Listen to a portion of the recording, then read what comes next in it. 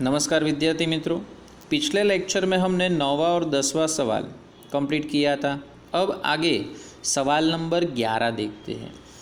प्रचलित संकेतों में सिग्मा डी स्क्वायर बराबर 25 सिग्मा डी बराबर 25, सिग्मा डी स्क्वायर बराबर 272, एन बराबर 100, धारेलो मध्यक मित्रों धारेलो मध्यक एटले के ए बराबर 4। तो चलनांक शोधो। मित्रों चलनांकનું सूत्र શું? तो तमे सौ कोई जाणो छो कि चलनांकનું सूत्र शुं छे? तो चलनांकનું सूत्र छे S/x² गुण્યા 100।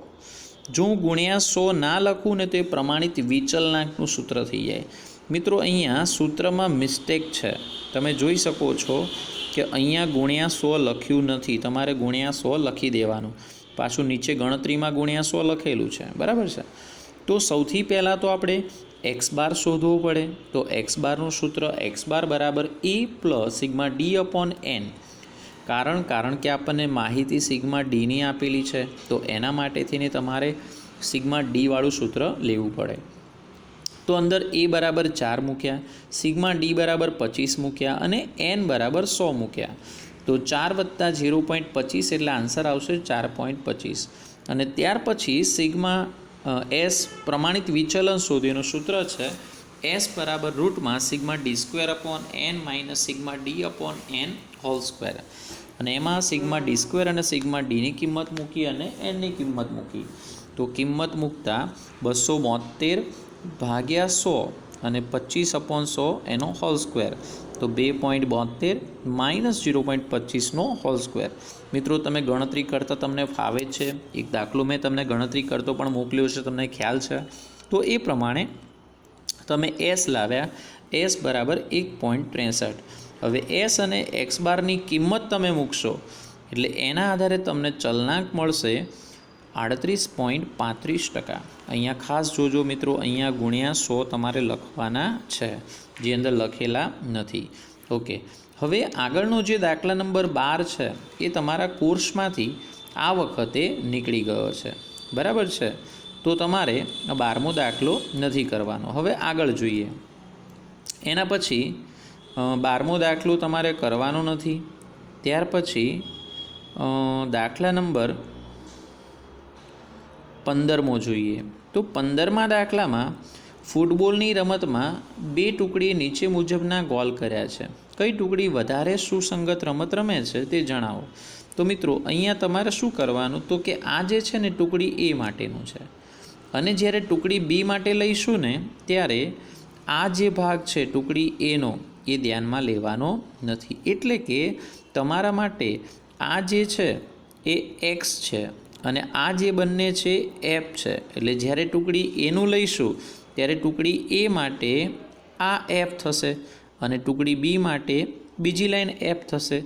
तो ए प्रमाणे तमे अहींया जोई शको छो, नीचे रकम आपेली छे अने गणतरी बतावेली छे। तो अहींया गणतरीमां तमे जो एक्स अने एफ दाखलो सरळ छे एटले fx लीधुं अने fx लीए मित्रों fx² लेवानुं। हवे आपणे समजाव्युं हतुं कि fx² एटले शुं? तो कि fx नो वर्ग ना थाय परंतु fx गुण्या x थाय। तो ए प्रमाणे टुकड़ी ए माटे गणतरी करवानी अने सेम एना जेवुं टुकड़ी बी माटे गणतरी करवानी। परंतु आपणे दाखलो गणता हशुं त्यारे मात्र पहला टुकड़ी ए नी गणतरी कम्प्लीट करवानी, ए पती जाए पछी बी नी गणतरी करवानी। हवे आगळ जोईए। तो टुकड़ी ए माटे आपणे माहिती परथी पहला x² शोध्युं छो कि x² बराबर सिग्मा fx/n 61/42 एटले 1.45 अने पछी प्रमाणित विचलननुं सूत्र मूकी अने प्रमाणित विचलन लाव्या। मित्रों आपने केम खबर पड़े कि तमारे fx² वाळुं सूत्र लेवानुं कि fd² वाळुं?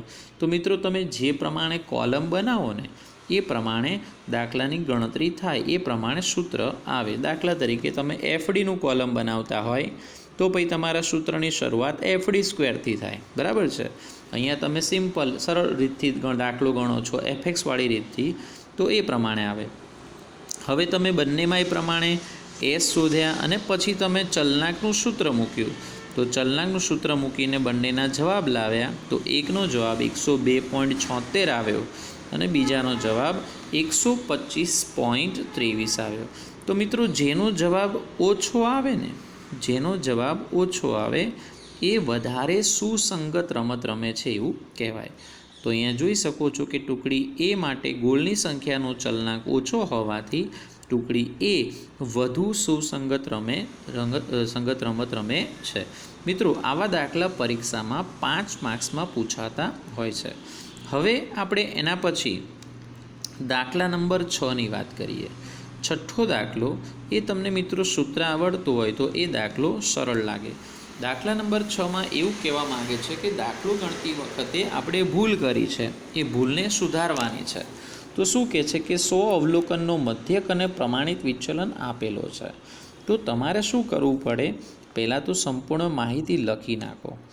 તો અહીંયા n બરાબર 100, એનો મધ્યક એટલે કે x બાર 40 અને પ્રમાણિત વિચલન 10. હવે એવું કહે છે કે ગણતરી કરતી વખતે 2 અવલોકન 327ને બદલે 3070 લેવાયા. 2 અવલોકન 327ને બદલે 30 અને 70 લેવાય. એનો મતલબ એવો થયો મિત્રો કે તમે જે એક્સ અને x² કોલમ બનાવ્યું હશે ને, એમાં તમારે લેવાના હતા 3 અને 27 અને તમે લઈ નાખ્યા 30 અને 70.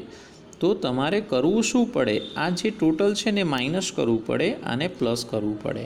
તો આમાં ભૂલ કરી હોય તો અહીંયા પણ ભૂલ હોય. 3નો સ્ક્વેર 9, 27નો સ્ક્વેર 729 અને 30નો સ્ક્વેર 900 અને 70નો સ્ક્વેર 4900.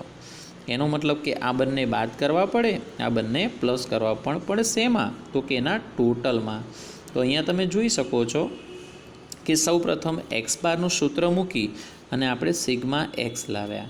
તો હવે સિગ્મા એક્સમાં શું કરવાનું, ધ્યાનથી જોજો કે 2 અવલોકન ભૂલથી 3070 લીધા તો એને માઇનસ કરવા પડે અને 327 લેવાના હતા એને પ્લસ કરવા પડે. તો જો અહીંયા તમે જોઈ શકો છો કે આ પ્રમાણે ગણતરી કરી જો, 4000માંથી 100 માઇનસ કર્યા અને 30 પ્લસ કરે એટલે ટોટલ આવ્યું 3930.